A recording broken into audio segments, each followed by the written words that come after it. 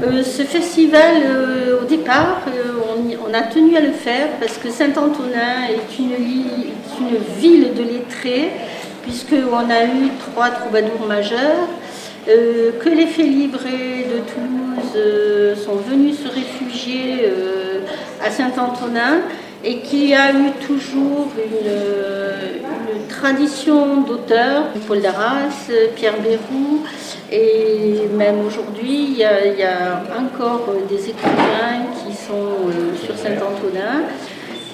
Et les gens sont réceptifs, donc on fait des ateliers. On a commencé à faire des ateliers avec les enfants de l'école primaire. Et après, on est allé au collège. Maintenant, on fait des ateliers avec les maisons de retraite aussi. Donc les écoles, pas que de Saint-Antonin, mais des écoles de tout le territoire, puisqu'on va sur toute la communauté de communes. Et on fait aussi des ateliers avec des adultes. Ils viennent visiter le salon, ils viennent voir ce qu'ils ont fait, ce qu'ont fait les autres. Et je pense que c'est une ouverture à cette culture.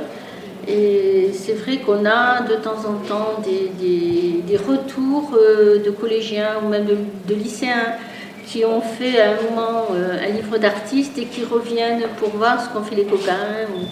Et là, c'est un des buts aussi d'arriver à donner une base culturelle, c'est important pour nous. Alors, je m'appelle Haïdé Bernard, je suis artiste plasticienne papier et donc je suis ici sur le Festival du livre d'artistes à Saint-Antonin-Nobleval suite à une résidence d'artistes de territoire où j'ai partagé pendant 3 mois mon processus créatif et ce que je faisais par rapport au papier de plantes. Donc, moi je travaille en particulier le papier, hein, c'est ça qui m'amène au livre d'artiste et je ne fais pas forcément du livre d'ailleurs, mais en tout cas du papier et avec des écritures. Je viens d'un petit village Puisserguier à côté de Béziers et donc je fais mon papier à partir de plantes locales avec les techniques asiatiques comme le papier a été inventé à la base il y a plus de 2000 ans.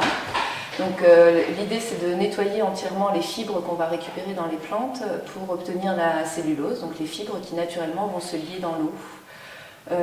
Donc j'ai travaillé, ça fait 15 ans que je travaille avec cette matière-là.